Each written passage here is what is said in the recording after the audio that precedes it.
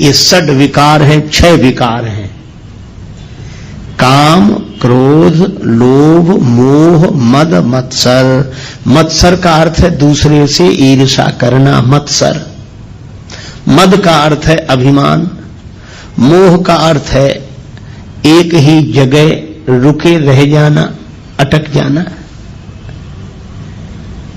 देखो, कभी आपने देखा ना किसी गीत की रिकॉर्ड बज रहा हो, ऐसे सुई चलती है उस पर, ग्रामोफोन पर, तो कभी कभी हम लोग बचपन में देखते उसकी सुई एक जगह अटक जाती थी तो उतना गाते रहते थे।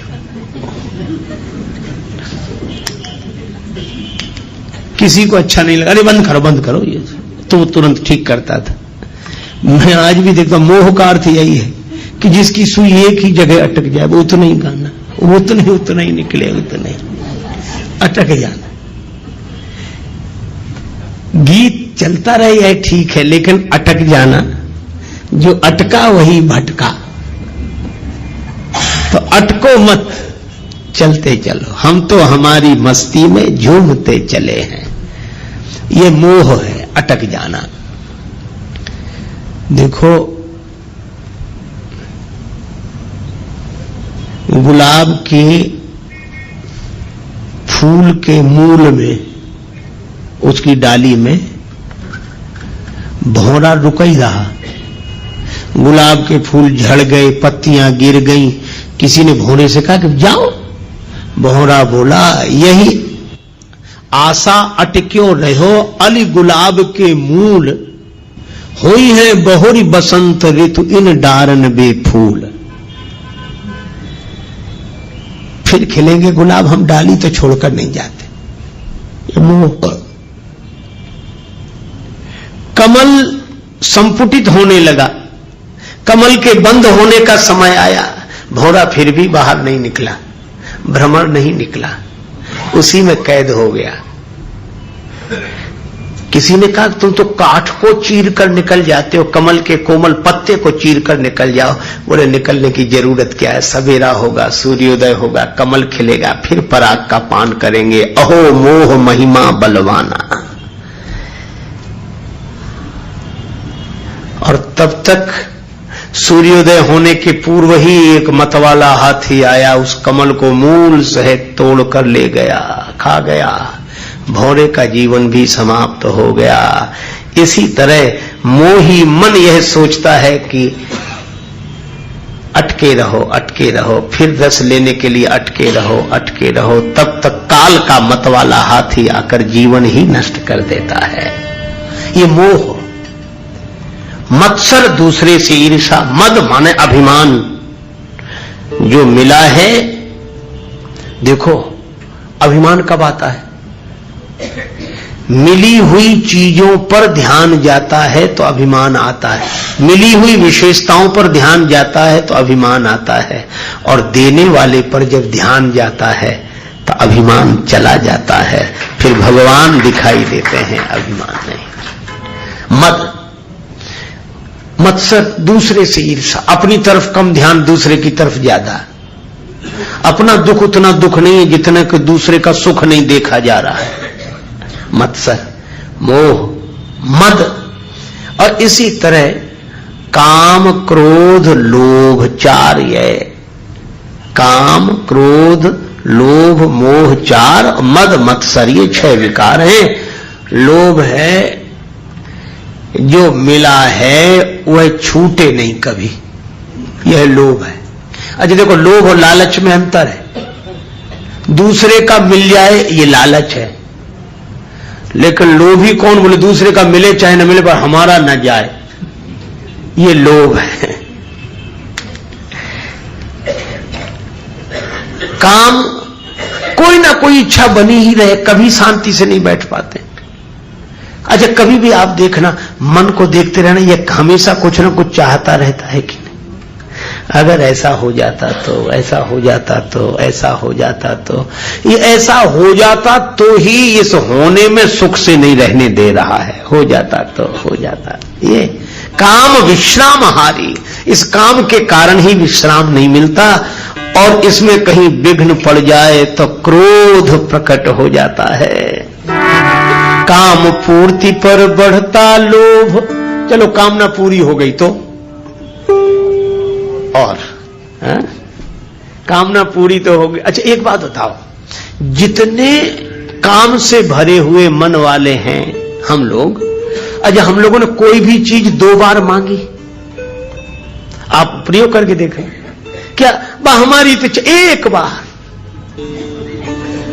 तो एक बार मिल जाओ, बस एक बार मिल जाओ। इच्छा है एक बार मिल जाओ, बस एक बार। और एक बार करते करते अनेक बार जन्म जन्म के मर गए। अनेक बार कोई कहता ही नहीं, एक बार। ये कामना कहती है एक बार, लेकिन अनेक बार भी तृप्त नहीं होगी, हो नहीं सकती।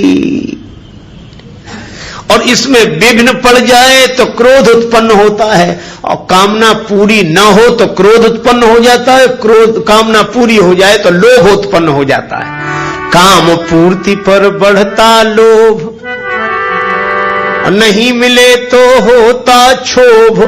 क्रोध अग्नि में जीवन को मत व्यर्थ जलाना रे, मुसाफिर चलते जाना रे, मुसाफिर चलते जाना रे। ना अटको ना भटको ये है देश बिराना रे, मुसाफिर चलते जाना रे, चलते जाना रे, मुसाफिर चलते जाना रे।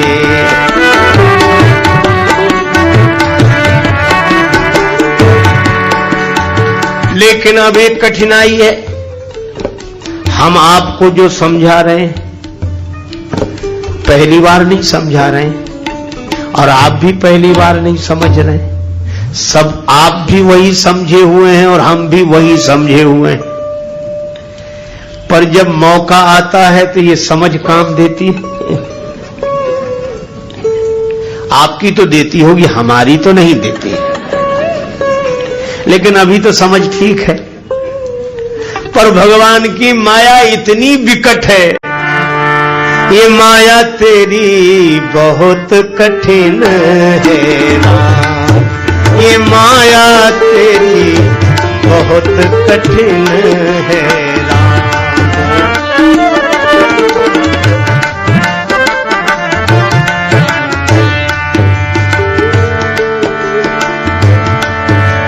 दुख में सुख दिखला के बनाती, दुख में सुख दिखला के बनाती, बड़ों बड़ों को गुलाम बहुत कठिन है राम, ये माया तेरी बहुत कठिन है राम, बहुत कठिन है राम। अच्छा विचार करना, करता नित्य विरोध क्रोध का, कहता बुरा परिणाम। जो क्रोध का विरोध करते हैं गलत है, क्रोध नहीं करना चाहिए, क्रोध अच्छी चीज नहीं है, बात सही है। लेकिन उनको ही जब क्रोध आता है तब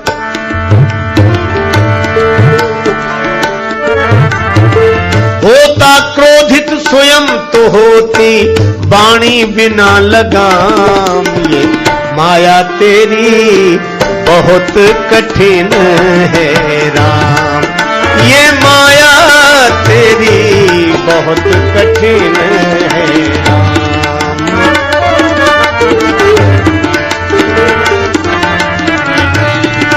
ये माया तेरी बहुत कठिन है राम।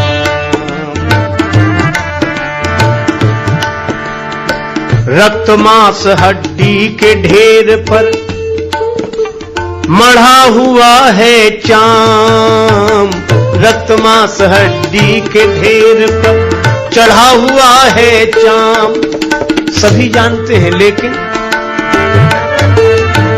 देख उसी की सुंदरता, देख उसी की सुंदरता, हो जाती नींद हराम, ये माया तेरी बहुत कठिन है राम, ये माया तेरी बहुत कठिन है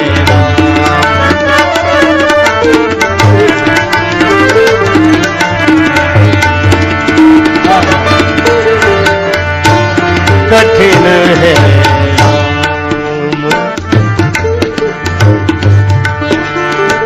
मृत्यु देखता है औरों की रोज सवेरे शाम, भवन बनाता ऐसे जैसे हरदम यहाँ मुकाम, ये माया तेरी बहुत कठिन है राम, ये माया तेरी बहुत कठिन है, बहुत कठिन है राम। राजेश्वर प्रभु तुम करुणा निधि, मायापति है नाम, राजेश्वर प्रभु तुम करुणा निधि, मायापति है नाम। नाथ निवेरो अपनी माया, नाथ निवेरो अपनी माया, जीव लहे विश्राम, बहुत कठिन है राम, ये माया तेरी बहुत कठिन है, ये माया तेरी बहुत कठिन है, ये माया तेरी बहुत कठिन है राम। इसलिए जानने के बाद भी जिसके कुप्रभाव से हम मुक्त ना हो पाए, जिस वजह से उसी का नाम माया है। सो दासी रघुवीर के समझे मिथ्या सोपी, हम समझ गए कि मिथ्या है, तीन काल में नहीं है, पर छूट न राम कृपा बिन नाथ कहूं पद रोप। कागभूषण जी कहते हैं गरुड़ जी मेरा अनुभव है, निज अनुभव अब काऊं खगेसा, बिनु हरि भजन न जाहि कलेशा। इन क्लेशों से विकारों से मुक्त होना पुरुषार्थ का परिणाम नहीं है, प्रसाद का परिणाम है, किसी का कृपा प्रसाद का परिणाम है। इसीलिए तुलसीदास जी कहते हैं कि मैं जानता हूं कि ये क्लेश है और ये विकार हैं, पर जानकर भी मैं इनसे मुक्त नहीं हो पा रहा हूं। इसलिए दीन होकर हनुमान जी महाराज मैं आपकी शरण में आया हूं, इसलिए आप कृपा करो। क्या बोले, इन क्लेश और विकारों से मैं तो मुक्त नहीं हो पा रहा हूं, पर आप बल बुद्धि विद्या देहु मोही। लेकिन ये बल बुद्धि विद्या मिलने के बाद भी ऐसा ना हो कि जीवन वैसा ही बना रहे, तो और क्या करें? कहरहु कलेश विकार, हमारे क्लेशों को और विकारों को दूर करें। ऐसी तुलसीदास जी ने प्रार्थना की हनुमान जी से, हरहु कलेश विकार। और उसके बाद आरंभ करते हुए कहा, जय हनुमान ज्ञान गुण सागर, जय कपीश तिहु लोक उजागर। राम दूत अतुलित बलधामा, अंजनी पुत्र पवन सुत नामा। जय हनुमान ज्ञान गुण सागर, जय हनुमान ज्ञान गुण सागर। जय कपीश तिहु लोक उजागर। राम दूत अतुलित बलधामा, अंजनी पुत्र पवन सुत नामा। जय हनुमान हनुमान,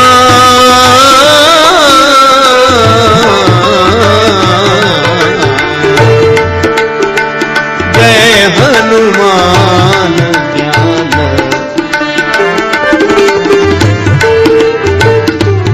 श्री हनुमान हनुमान चालीसा का आरंभ करते हुए गोस्वामी जी कहते हैं, जय हनुमान ज्ञान गुण सागर, जय कपीश त्यों लोक उजागर। हे हनुमान जी महाराज आपकी जय हो। आप ज्ञान और गुण के समुद्र हैं। हनुमान जी जैसा ज्ञानी कोई नहीं। हनुमान जी ज्ञानियों में अग्रगण्य है। किससे पाया है ज्ञान? बिनु गुरु होए कि ज्ञान। तो हनुमान जी के गुरुदेव कौन है? सूर्य भगवान, जो सारे संसार को प्रकाश देते हैं। उनसे प्रकाश प्राप्त किया है हनुमान जी ने। हनुमान जी थोड़े बड़े हुए, विद्या अर्जन के लिए गुरुदेव की शरण में जाना था, तो सूर्य भगवान के पास गए। सूर्य भगवान से प्रार्थना की, गुरुदेव मैं आपसे विद्या पढ़ने के लिए आया हूं, मुझे पढ़ाइए, विद्या दान दीजिए, कृपा करके गुरुदेव विद्या दान दें, विद्या दान दें। मैं आपकी शरण में हूं। संकेत यह मिला कि ज्ञान प्राप्त करने के लिए गुरुदेव की शरण में जाना चाहिए। गुरु कृपा से ही ज्ञान फलीभूत होता है। बिनु गुरु होए कि ज्ञान। गीता में भगवान श्री कृष्ण कहते हैं, तद विद्धि प्रणिपातेन परिप्रश्नेन सेव्य उपदेक्ष्यन्ति ते ज्ञानम ज्ञानिनस् तत्वदर्शिनः। तद विधि, तद माने उसको, विधि माने जानने के लिए, तद विधि प्रणिपातेन, गुरुदेव की शरण में, अनुभवी पुरुषों की शरण में जाके प्रणिपात करे, दंडवत करे। लकड़ी की तरह सीधे होकर गिर जाना। दंडवत, डंडा बिल्कुल सीधा होता है। हम और जगह टेढ़े रहें, पर कम से कम गुरुजी के तो आगे सीधे रहें। वहां तो टेढ़ापन छोड़ दें। सांप भी सब जगह टेढ़ा रहता है, पर बिल में प्रवेश करता है तो सीधा होकर प्रवेश कर पाता। इसलिए प्रणिपातेन, फिर परिप्रश्नेन, पहले प्रणाम, क्योंकि श्रद्धावान लभते ज्ञानम, फिर उचित प्रश्नों का प्रयोग करें, गुरुदेव से प्रार्थना करें, अपनी जिज्ञासा रखें। परिप्रश्नेन सेव्या, उसके बाद उपदेक्ष्यन्ति ते ज्ञानम, उनके द्वारा ज्ञान का उपदेश होता है। किनके द्वारा? ज्ञानिनस् तत्वदर्शिनः, तत्वदर्शी पुरुषों के द्वारा ज्ञान मिलता है। गूढ़ौ तत्व न साधु दुरावहि, आरत अधिकारी यह पावहि। तो हनुमान जी के चरित्र से यह शिक्षा लेनी चाहिए कि ज्ञान पाना हो तो गुरुदेव की शरण में जरूर जाए। किसी ने कहा कि पुस्तक से ही ज्ञान मिल जाए तो गुरुजी बनाने की जरूरत है, गुरुजी के पास जाने की जरूरत है। गुरुजी जो बताएंगे वह तो किताब में भी लिखा हुआ है। देखो, मैं आपसे निवेदन करूं, आप बिल्कुल ठीक कह रहे हैं, पुस्तक में वही लिखा है जो गुरुजी बताएंगे, या यूं कहो कि गुरुओं ने पहले से जो बताया है वही पुस्तक में लिखा है। लेकिन फिर भी पुस्तक कभी उस तक नहीं पहुंचा सकती। पुस्तक केवल पुस्तक है, पुश करती है, धक्का देती उस दिशा में, पुस्तक है, पुस्तक नहीं। अच्छा, जैसे एक उदाहरण की बात आप देखो, किताब में लिखा है आपको मुंबई शहर से कहीं किसी दूसरे शहर में रेलगाड़ी से यात्रा करनी है, और रेलगाड़ियों का वर्णन जिस किताब में है वो रेलवे टाइम टेबल आपके हाथ लग गया है ना। अब उसमें सभी रेलगाड़ियों का वर्णन है, उसमें सभी रेलगाड़ियां हैं और उसमें कोई भी रेलगाड़ी नहीं, हो ही नहीं सकती उसमें रेलगाड़ी है ही नहीं। लेकिन जिसमें रेलगाड़ी है नहीं, पता रेलगाड़ी का उसी से लगता है जिसमें नहीं है। और कोई सोचे कि किताब मिल गई है, अब रेल पकड़ने की क्या जरूरत, सब रेलें हैं इसमें। तो किताब लिए बैठा रहेगा, बताता तो रहेगा, पर वो पहुंच कहीं नहीं पाएगा। पर उस किताब को लेकर जो यात्रा कर चुका हो उससे पूछो, तो वह सही जगह का पता बताएगा। उस स्टेशन से यह गाड़ी मिलेगी, ऐसे टिकट लेना पड़ेगा, ऐसे बैठना पड़ेगा। तो यह किताब में नहीं लिखा है, यह वह बताएगा। ये 6 विकार हैं, 6 विकार हैं, काम, क्रोध, लोभ, मोह, मद, मत्सर। मत्सर का अर्थ है दूसरे से ईर्ष्या करना, मत्सर। मद का अर्थ है अभिमान। मोह का अर्थ है एक ही जगह रुके रह जाना, अटक जाना। देखो, कभी आपने देखा ना किसी गीत की रिकॉर्ड बज रहा हो, ऐसे सुई चलती है उस पर, ग्रामोफोन पर, तो कभी कभी हम लोग बचपन में देखते उसकी सुई एक जगह अटक जाती थी तो उतना गाते रहते थे। किसी को अच्छा नहीं लगा, अरे बंद करो ये, तो तुरंत ठीक करता था। मैं आज भी देखता, मोह का अर्थ यही है कि जिसकी सुई एक ही जगह अटक जाए वो उतना ही गाना, उतना ही निकले, उतना ही अटक जाना। गीत चलता रहे यह ठीक है, लेकिन अटक जाना, जो अटका वही भटका। तो अटको मत, चलते चलो। हम तो हमारी मस्ती में झूमते चले हैं। ये मोह है, अटक जाना। देखो, गुलाब के फूल के मूल में, उसकी डाली में भौरा रुक ही रहा।